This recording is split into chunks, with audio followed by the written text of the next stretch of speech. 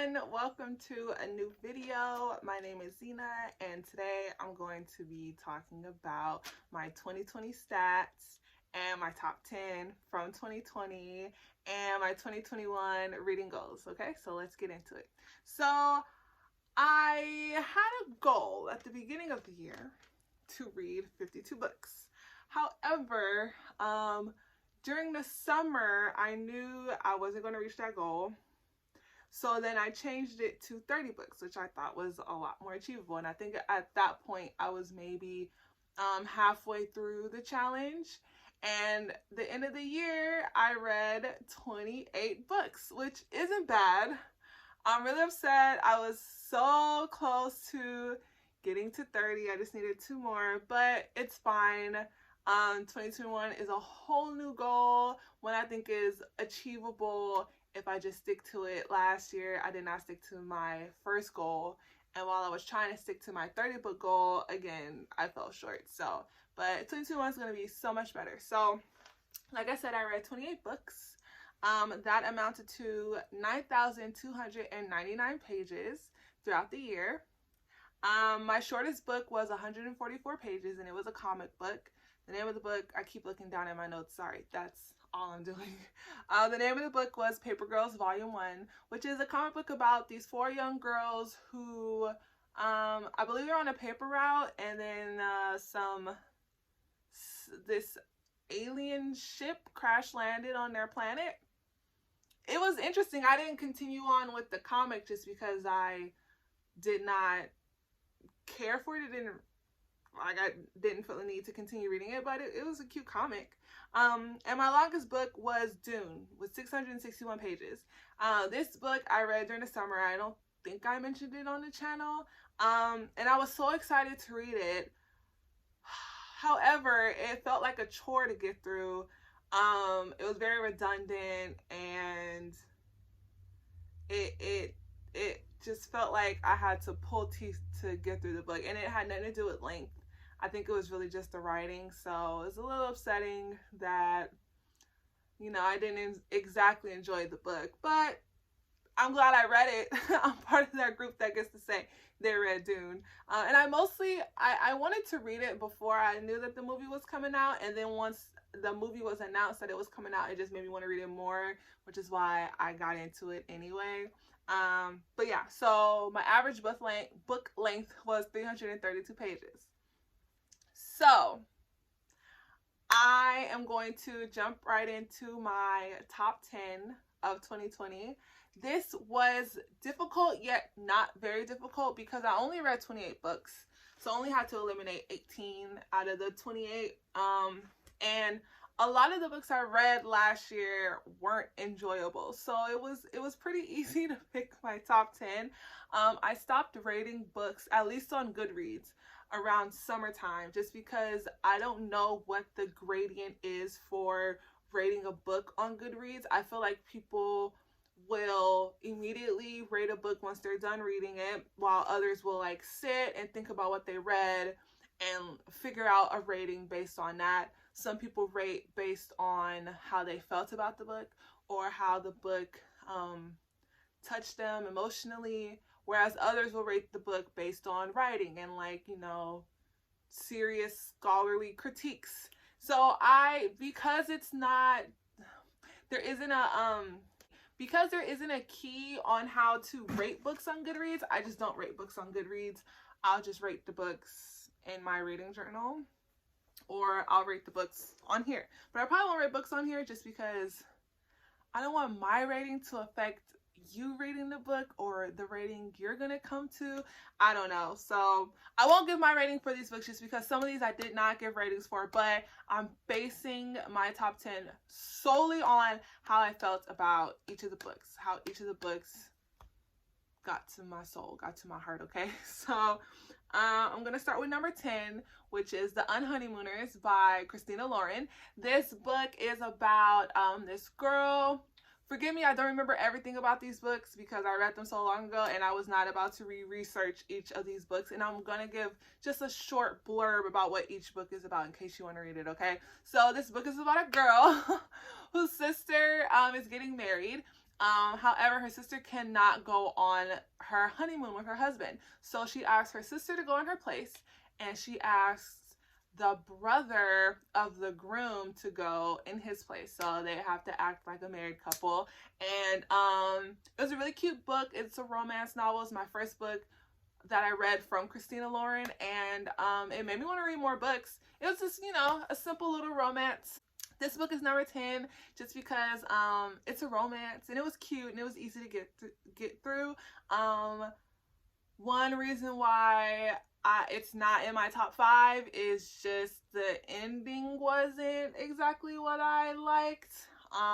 Also, it didn't hit me as hard. Like, it was cute, but I just wanted a little more, you know. Number 9 is The Witches by Roald Dahl. I read this book, I think in October, and I read it because The Witches, the movie, was going to be on HBO Max, and I wanted to watch it. And I wanted to remember what watching the movie was like, because I watched the original when it came out on Disney, if anyone remembers this. And so I just wanted to read the book. It's a middle grade about this little boy who goes to live with his grandmother, and he asks her about witches, and she tells him about witches. And lo and behold, they go on this vacation, and there's a ton of witches in this hotel, and the little boy's trying to just navigate around these witches. It's a really cute story. I loved it. Very enjoyable. Okay, number 8 is one of my favorite authors of 2020, Elizabeth Acevedo. She's actually mentioned twice on this list. So first, for number 8, I have With the Fire on High. This book is about a young girl named Amani. I remember her name. Named Amani, who is a young mother, and she loves to cook, and she wants to become a chef.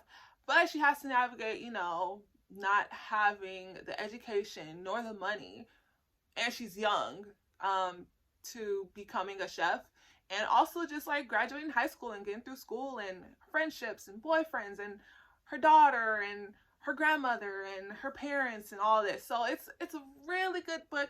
This is one of the books by Elizabeth Acevedo that is not written in verse, and I listened to it on audiobook while I read it because I love listening to her read her books, and it just makes it so much more enjoyable. Number 7, I have The Southern Book Club's Guide to Slaying Vampires by, I keep wanting to say Jimi Hendrix. Grady Hendrix, that's his name, right? Yeah, Grady Hendrix. This book is about, basically what the title says. It's about this book club who slays vampires. There's this woman in this small southern town who finds a vampire, and she's trying to convince her book club to kill this vampire in order to save their children. My first book by Grady Hendrix, I really enjoyed it. I knew I would. It was a very enjoyable book. I want to read Horror Story by him just because the cover is just, I think it's so genius the way he did it. Because it's supposed to be reminiscent of like an IKEA catalog, and so I just want that book to own it, honestly, just to have it on like my table. Number 6, I have my second Elizabeth Acevedo on this list, and it is The Poet X. Oh, this book was so good. Oh, it was the first Elizabeth Acevedo book I read, and I don't normally read poetry. I don't really care for reading in poetry, but I do like stories that are written in poetry, just because I feel like some poetry, like, you really have to sit and like contemplate what you just read, and you have to try to like figure out all the like underlying statements and the signs and, you know, the symbols and the wording and the pacing. Like, it's just so much to think about. But this was nice because it just told a story, and she just wrote it all in a poetic format, right? So this is about a young girl who is growing up under, well, no, she is raised by her mother and father in New York, and it's basically about her growing up in not necessarily agreeing with her mother's style of raising her and her brother, also her kind of grappling her faith, and her just wanting to be, you know, a young, free teenager and her mom not really giving her that liberty. So I really enjoyed this book. Okay, y'all, we are in our top 5 of 2020. Whew. Okay, so number 5, I have Once and For All by Sarah DESSEN. Another romance. So if you don't know, I was such a romance reader in high school. I loved reading romance. That was like the only thing I read besides Harry Potter was romance. And Sarah DESSEN is one of my favorite romance writers. Like even now, so many years later, I've had this book for a long time, but I never read it up until last year. And I hadn't read a Sarah DESSEN for a while either, just because I felt like I was getting away from the romance genre. But reading this book just took me right back to being in high school. It's such a cute story. It's about this girl who is raised by her mother. Her mom is a wedding planner, and the main character meets this guy who is disruptive of one of the weddings, and so in order to pay back, it's not really a debt, but in order to make good with the wedding planner, he volunteers his time with her, and so he meets the daughter. He meets the main girl, and they have this bet going on, and it's just such a cute story. I love it so much. There are some Sarah DESSEN books that I haven't read that I own, and so this book just made me want to pick up another Sarah DESSEN. Like, I never stopped reading her books, and great story. Really good story. I loved it a lot. Okay, number 4, I listened to this book. This was actually my 28th book last year. This is the last book I read last year. I listened to it on audiobook. And it is To Be Taught If Fortunate by Becky Chambers. I never read a Becky Chambers book before. And this made me want to get into her series. It's called The Long Way to a Short Angry Planet. I love her titles. Like, her titles are very interesting. And with this one, I was like, okay, this title is capturing my attention. And then it is explained at the end of the book why this is the chosen title for the book. So it's about these astronauts who are on this space mission to travel to like all these planets and, you know, collect data and do some research or whatever.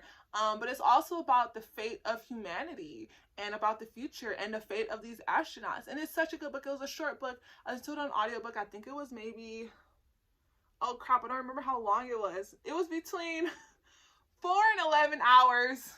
I don't remember, but I would recommend this book to everyone. It's such a good book, and the ending it has stayed with me since I read it. Blew me away. So good, so good. Okay, number 3, we're in our top 3.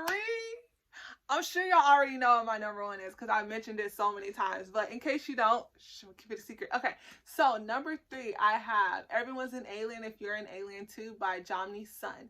This book is so cute. It is so cute, and it's so introspective. So the story is about this alien who comes to Earth to learn more about humans, or maybe not humans, about the planet. And as he comes and he learns more about the planet by talking to all these different creatures, he learns more about being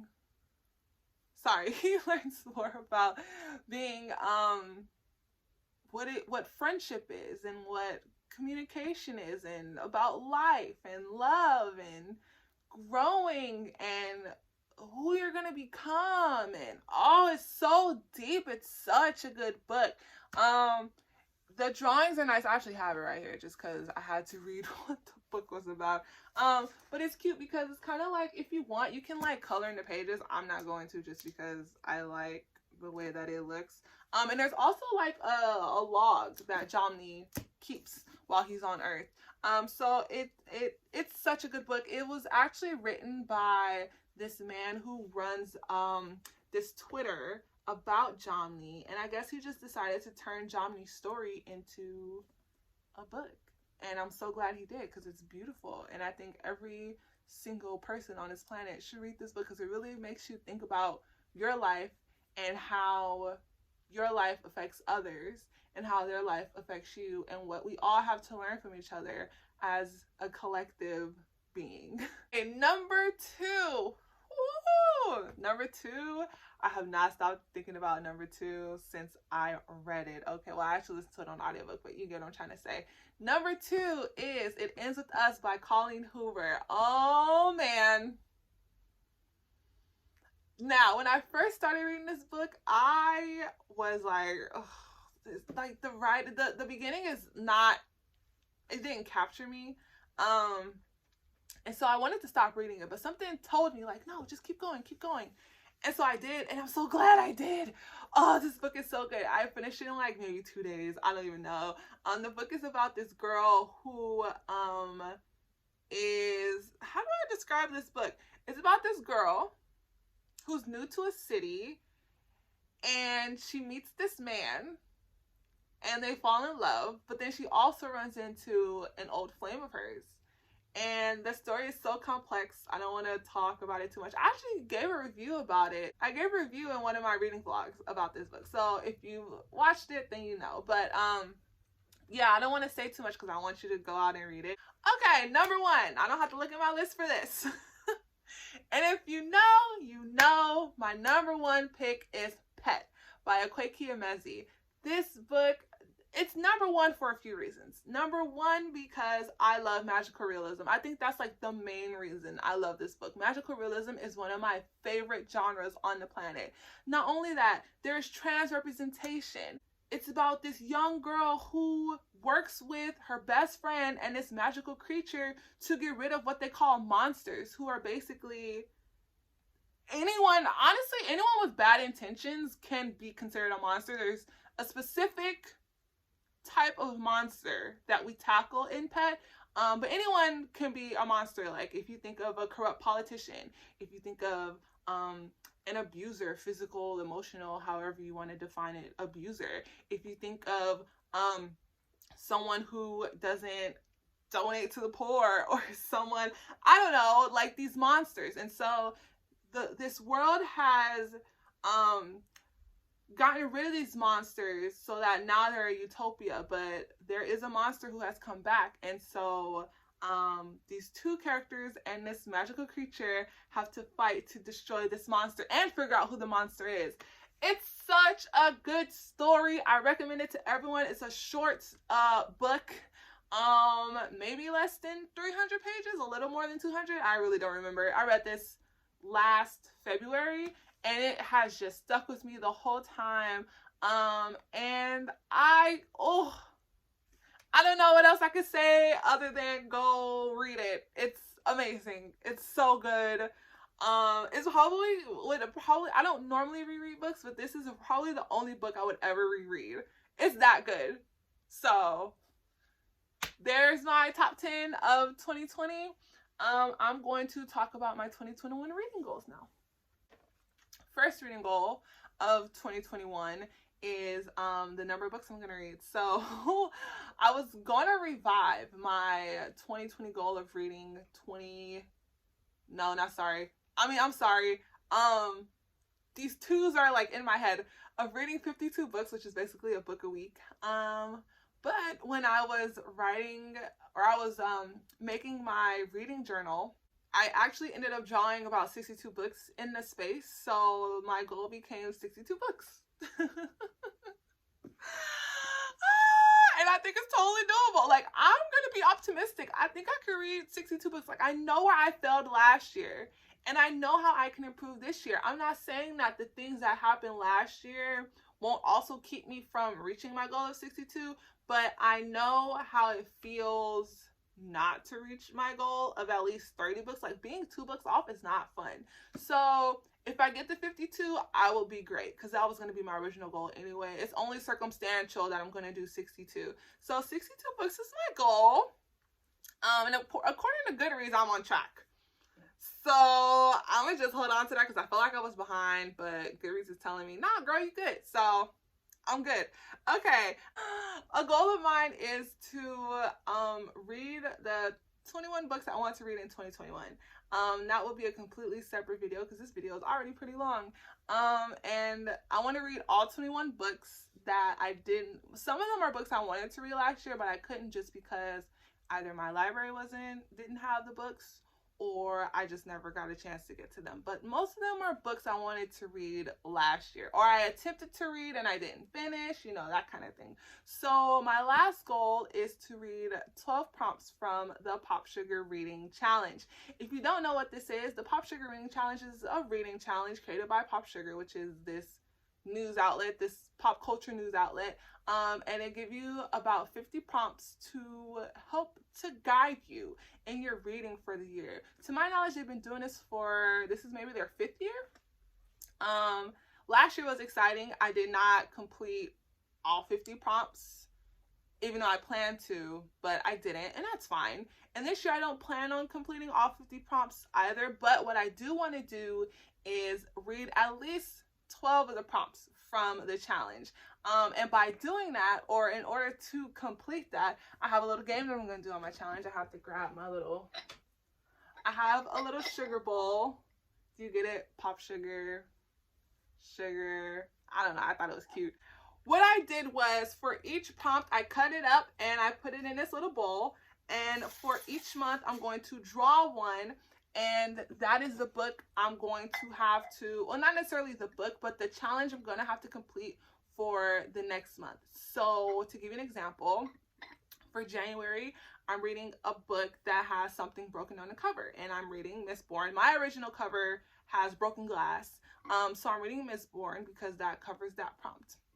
For February, my goal is to read a book that is outside of the outside of my normal way of reading. So I normally read physical books and I listen to audiobooks. So for February, I have to find a comic book or a graphic novel. So that's just how it's going to go. When I pull out a prompt for February, I'm going to have to find a book that meets that prompt for March, and so on and so on. So I think this is fun. If you want to participate in the Pop Sugar Reading Challenge, it is a great way to diversify your shelves and to find books that you probably wouldn't have read otherwise, because they have prompts in here that I never would have even thought to read. Let's see what's in here actually. Let me see if I can pull one. Okay, so like this one, it says a book set in multiple countries. I don't have any books on my shelves that are set in more than one country. So it'll be a challenge for me. I'm mixing these up for next time. It'll be a challenge for me to find a book that has a setting in a bunch of different countries. So I think it's a great challenge and I encourage everyone to do it. So I think I'm done. That is all. Hopefully y'all have enjoyed this video. Let me know if any of my top 10 was in your top 10, or if any of my top 10 are encouraging you to read any of the books I mentioned. I don't know. That would be kind of exciting, and then we can like talk about it. So I will catch y'all in the next video. I hope you have an amazing day, night, morning, whatever's going on in your world right now, and I will catch y'all later. Bye.